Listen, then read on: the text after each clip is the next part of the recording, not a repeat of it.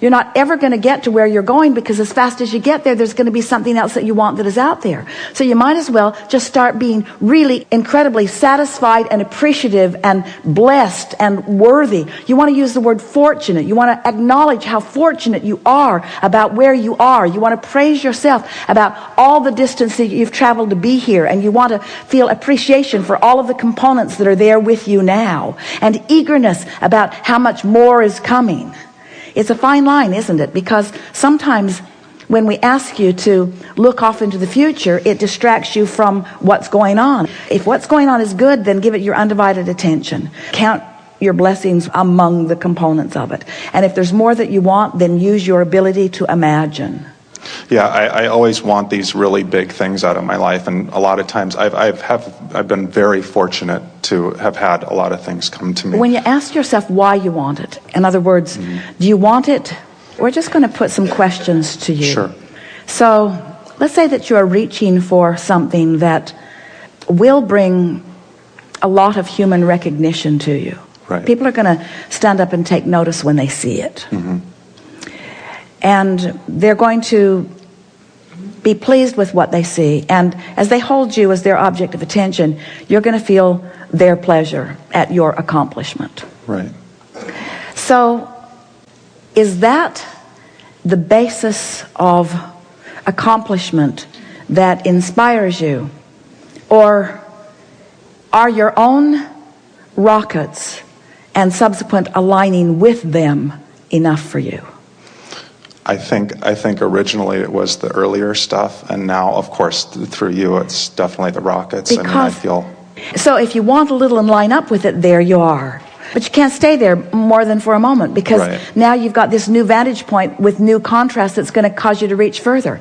And so you can get into this rhythm where life excitingly causes you to reach beyond where you are, and because you're already whole, because you already acknowledge that you can be or do or have anything that you want. There is nothing off limits. There is nothing depriving you of anything that you want. It's just a matter of you identifying it and allowing the universe to yield it to you through the path of least resistance.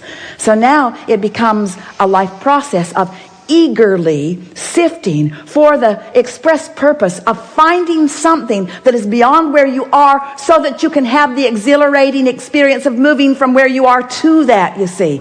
Not for the experience of accomplishing it so that you can stand back and shine a spotlight on it and others can revere you in your greatness as they compare you to their greatness or less than greatness, but because the movement of the energy is what life itself is. So then, here you are in this physical body, knowing that there is potential for so much more, and yet you are perfect where you stand. Wrap your thoughts around that. You are going to be so much more, but that does not make you lacking at all where you are. You're right on the path, right where you want to be, right where you are meant to be, right where you are perfect to be. So here you stand. And contrast is inspiring you to something beyond the current manifestations. Not beyond your ability to imagine, not beyond your ability to expect, but beyond your current manifestations. So what? You don't want all the manifestations anyway. Do you want all the food that you're ever going to eat in this lifetime to be delivered to you today? You really don't. No. You want it to come steadily, and you want it to be good, and you want it to constantly improve, and you want it to surprise and delight you, but you don't want it all today, and you don't want all of the life experiences to come today either. So here you stand in your perfect knowing, in an environment that's inspiring you to constant new heights, constant new places that you haven't yet accomplished. And we're not just talking about manifested places. We're talking about emotional places. The ability to think and want beyond where you are. And so there it is. And oh, bless this moment, because I know I went further than I've ever been, because it hurt. I know I went further than I've ever been, because it is uncomfortable. I've reached to a new place. And my discomfort is my evidence that I am expanding.